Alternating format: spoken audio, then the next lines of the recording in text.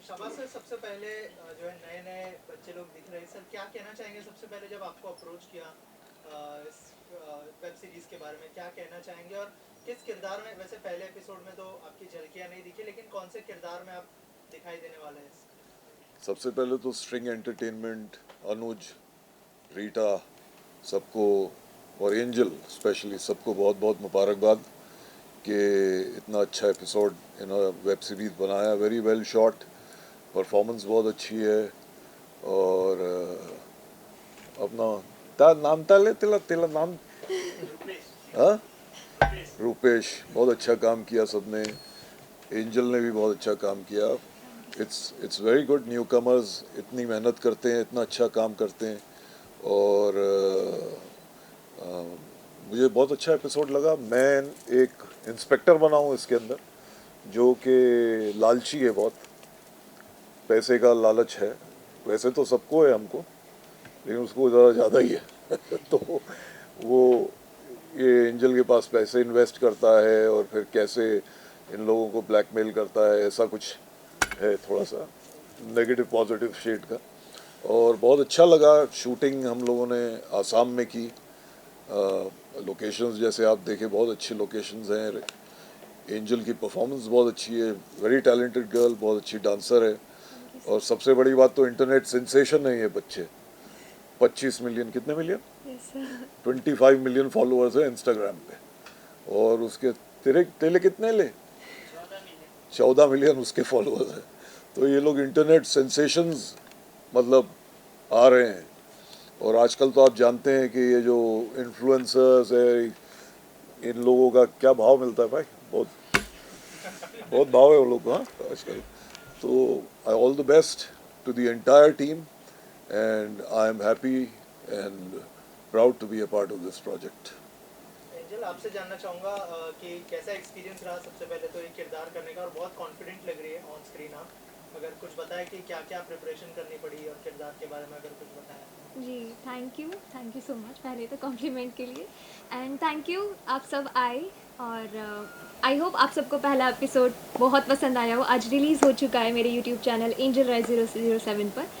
सो मेरा एक्सपीरियंस तो बहुत ही अच्छा लगा, क्योंकि मेरी फर्स्ट वेब सीरीज़ है, तो मैं बहुत ज़्यादा नर्वस भी हूँ साथ ही साथ, एंड बहुत कुछ सीखने को मिला। मेरा कैरेक्टर बहुत ज़्यादा एक बोल्ड है और मेरे से बिल्कुल अपोजिट है, क्योंकि मैं बहुत शांत रहना पसंद करती हूँ, और प्रिया शांत रहना पसंद नहीं करती है। वो कुछ ना कुछ परेशानी क्रिएट करती रहती है, या तो कहीं मारपीट कर लेगी या कुछ भी, मतलब बिल्कुल अपोजिट, बोल्ड, मुंहफट, बहुत ही ढासू कैरेक्टर है। सो आई होप आपको पसंद आया होगा।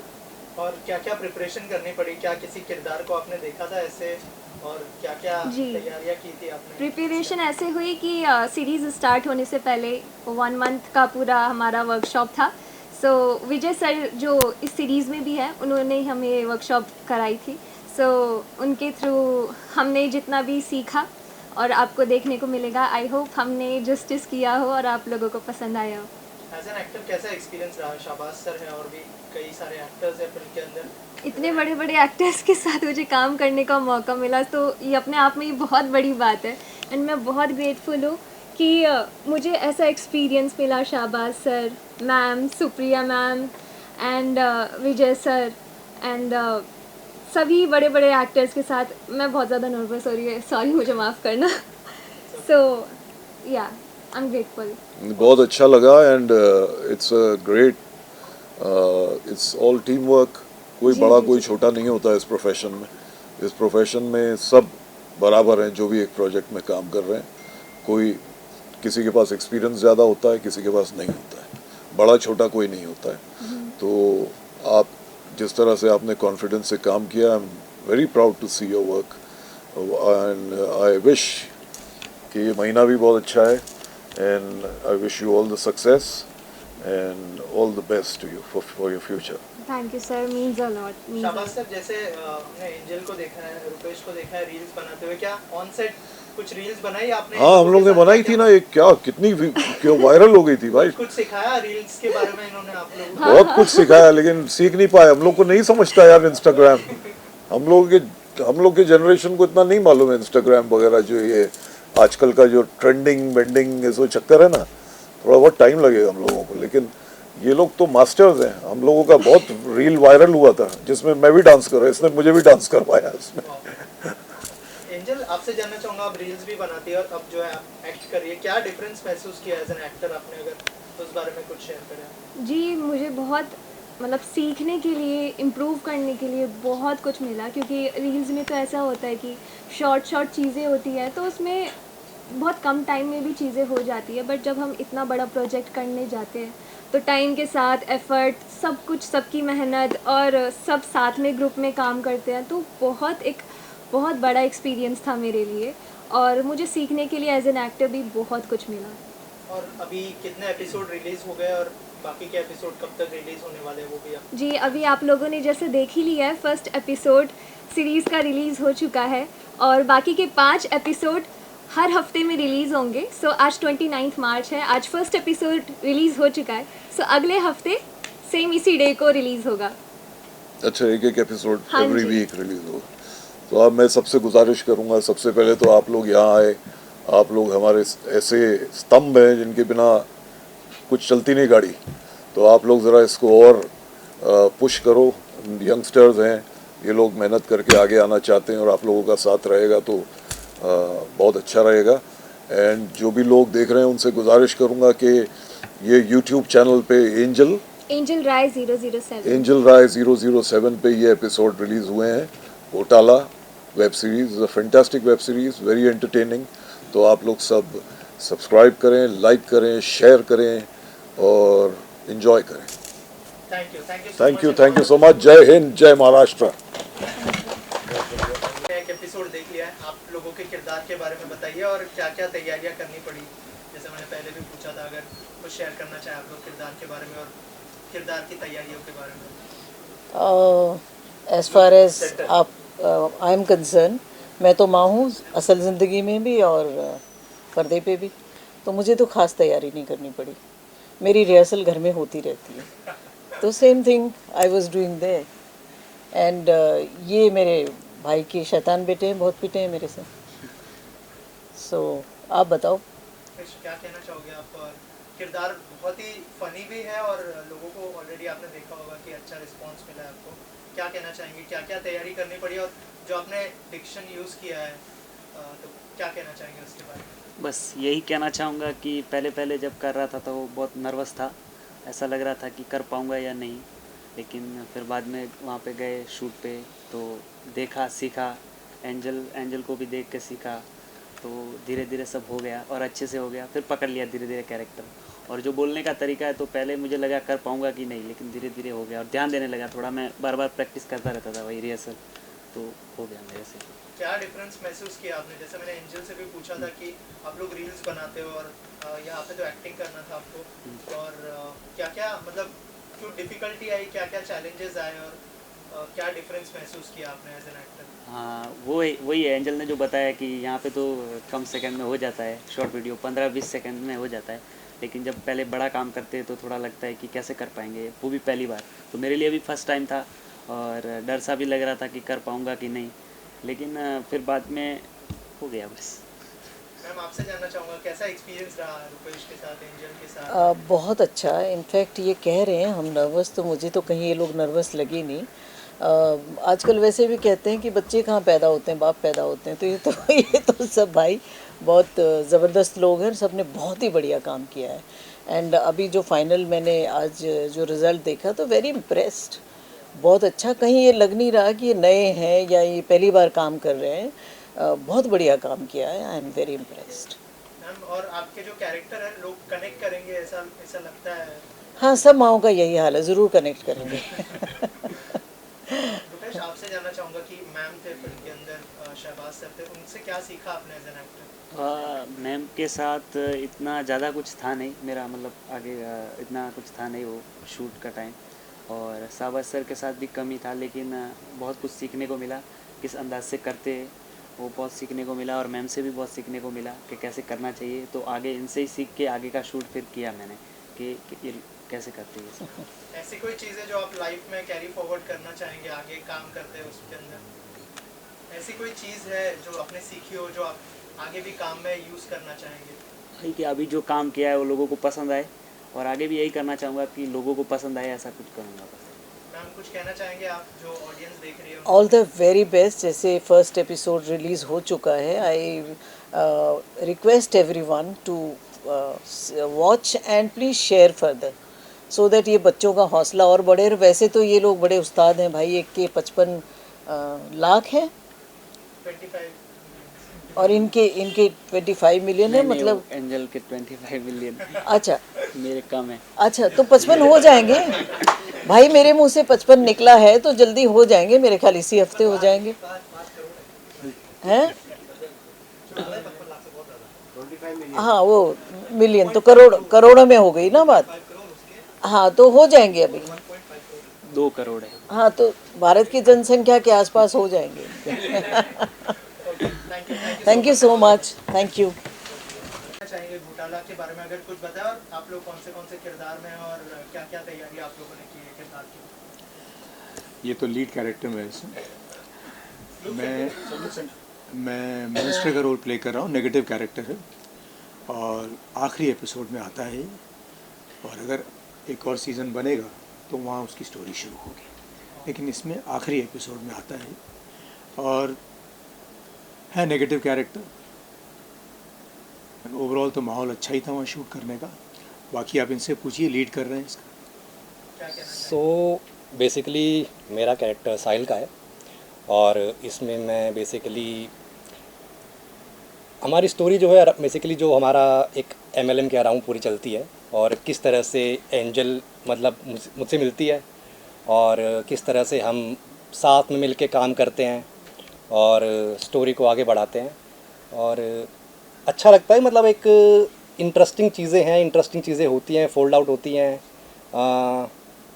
सारी चीज़ें यहाँ पे मतलब नहीं बता सकते, थोड़ा काफ़ी सस्पेंसफुल चीज़ें हैं और कैरेक्टर मेरा काफ़ी सपोर्टिंग है। इसके साथ में एंजल के साथ सपोर्ट करके हम लोग किस तरह से एक ज़ीरो से लेके एक अच्छे लेवल तक पहुँचते हैं और वहाँ पे जाने के बाद एक बड़ा मुकाम हासिल करने के बाद किस तरह की चीज़ें, किस तरह की प्रॉब्लम्स आती हैं एक लाइफ में लोगों की। हमें लगता है कि जब तक इंसान गरीब है तब तक ही इंसान के साथ प्रॉब्लम्स आती हैं, लेकिन ऐसा नहीं होता है। जब इंसान बहुत पैसा कमा लेता है और किस तरीके से पैसा कमाता है वही बहुत ज़रूरी है, और अगर तरीका वो सही नहीं होता है तो उसमें प्रॉब्लम्स किस तरह की आ सकती हैं, तो वो सब चीज़ें हैं। और अच्छा था, कैरेक्टर अच्छा था, तो मज़ा आया सारा काम करके। सर आप क्या कहना चाहेंगे, कैसा एक्सपीरियंस रहा?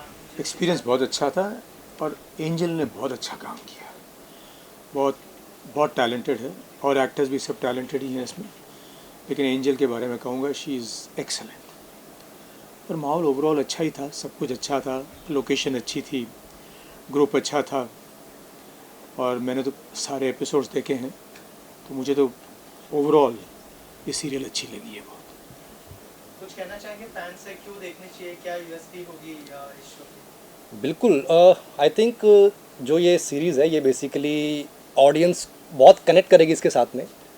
लोग आजकल मेरे ख्याल से सबको मालूम होगा जो मल्टी लेवल मार्केटिंग किस तरह से चीज़ें काम करती हैं, दो के बाद दो लोग जोड़ते हैं, वो सबने अपनी अपनी लाइफ में देखी हुई हैं चीज़ें। तो उस पर बेसिकली किस तरह से लोग फंसते हैं, किस तरह से लोग अपना पैसा लगाते हैं, पैसा बर्बाद करते हैं, वो सब चीज़ें हम अपनी अपनी लाइफ में आई थिंक सब लोग देख चुके हैं।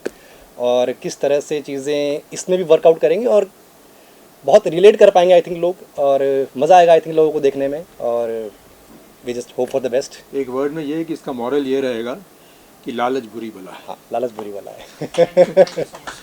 Thank you. सबसे पहले आपसे जानना चाहूँगा कि नर्वस, एक्साइटेड, क्या फीलिंग है और कैसा एक्सपीरियंस रहा है? एंजल की सिस्टर का किरदार निभा रही है, कैसा एक्सपीरियंस रहा है एंजल के साथ, पूरी कास्ट के साथ? जी पहले तो नर्वस भी हूँ, एक्साइटेड भी हूँ, क्योंकि फर्स्ट ऑफ ऑल एंजल दीदी के साथ काम करके बहुत अच्छा लगा। एक्चुअली पूरे टीम के साथ मुझे काम करके बहुत अच्छा लगा। लाइक इतना फैमिली जैसा ही फील हुआ, रियल फैमिली की तरह फील हुआ, और इतना मेरा कैरेक्टर जो है वो एक्चुअली मेरी तरह ही है, तो मुझे फील नहीं हुआ कि मैंने एक्टिंग किया। मैं मतलब झगड़ालू भी हूँ, बहुत बबली टाइप का मैंने कैरेक्टर किया, तो मुझे बहुत मज़ा आया करके एंड सीखा भी बहुत एक्टिंग के बारे में। सो वही। एंजल आपसे जानना चाहूँगा, जैसा हमने कहा कि बहुत सारी फैन फॉलोइंग है, वो कभी कभी जो है ड्रॉबैक भी बन जाती है, ऐसा लगता है, क्योंकि कुछ आपको थ्रेट कॉल्स भी आए थे और थ्रेटनिंग भी कर रहे थे। अगर उस बारे में कुछ शेयर करना चाहे कि उससे कैसे डील करती है आप, और क्या कहना चाहेंगे एग्जैक्टली क्या हुआ था इस बारे में अगर? देखिए, हाँ जी, मैं कुछ टाइम से परेशान थी। एक्चुअली हुआ ये था कि बहुत सारे फ़ैन्स हैं, बहुत प्यारे प्यारे फ़ैन्स हैं, and I am so grateful कि मुझे इतना ज़्यादा प्यार मिलता है, सपोर्ट मिलता है। बट कई बार होता है कि कुछ लोग होते हैं जो कि परेशानी क्रिएट करते हैं, और उनकी वजह से बहुत ज़्यादा डिस्टर्बिंग फ़ील होता है कि ऐसा क्यों हो रहा है मेरे साथ। उन्हीं में से एक आदमी था, तो उन्होंने शुरू में तो वो फ़ैन की तरह ही थे, तो मैंने इतना कुछ नोटिस नहीं किया, पर धीरे धीरे अब्यूज़िंग और हर चीज़, एक होता है कि उन्हें ऐसा लगता था कि उन पे मेरा हक है, सो हर चीज़ बोलते थे कि ये नहीं करना, वो नहीं करना, पर धीरे धीरे बहुत ज़्यादा अब्यूज़िंग करते गए। तो मैंने छोड़ दिया उस वक्त। मैंने सोचा कि ठीक है, कोई बात नहीं, मैं इसे इग्नोर कर सकती हूँ। मैंने ब्लॉक कर दिया जब मुझे लगा कि चीज़ें मुझे अच्छी नहीं लग रही है और उनका ज़्यादा हो रहा है, तो मैंने ब्लॉक कर दिया इंस्टाग्राम से। बट फिर वो मेल पर उठ के आ गए, और मेरे स्नैपचैट से कनेक्टेड है मेल, तो मेरी लाइक वो पर्सनल मेल बोल सकते हैं कि मैं देखती रहती हूँ वो सब चीज़ें। तो उस पर आके मेरी फैमिली को, मुझे, मेरे साथ जो काम कर रहे हैं लोग, इवन जो भी लोग के साथ मैं काम कर चुकी हूँ, उनके लिए इतना गंदा गंदा बोला, और मेरे लिए कि सर काट देंगे, हाथ पैर तोड़ देंगे, सबके सामने ज़िंदा जला दूँगा, और मुंबई में रह रही हो तो मेरे से खतरा है। तो मुझे उस चीज़ के लिए बहुत ज़्यादा डर लगने लगा कि इतना ज़्यादा मेल पे कोई कैसे बोल सकता है खुलेआम। तो मुझे लगा ये चीज़ सही नहीं है। अगर कल को कुछ गड़बड़ हो गई और भगवान ना करे ऐसा हो, टच वुड।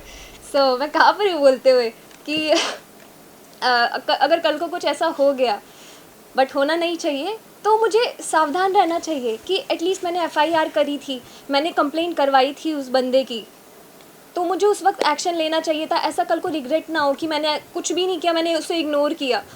तो मैं नहीं चाहती थी कि कल को कुछ ऐसा बड़ा चीज़ हो, क्योंकि मुझे तो अभी जैसे मैं प्रमोशन में आई हूँ और मुझे बाहर जाना होता है, फिर मुझे हर तरफ सावधानी रखने की ज़रूरत पड़ेगी, क्योंकि मैं सबसे मिलना पसंद करती हूँ, सबसे बात करना पसंद करती हूँ, और मैं चाहती हूँ कि जिनसे भी मिलूँ मैं अच्छे से मिलूँ।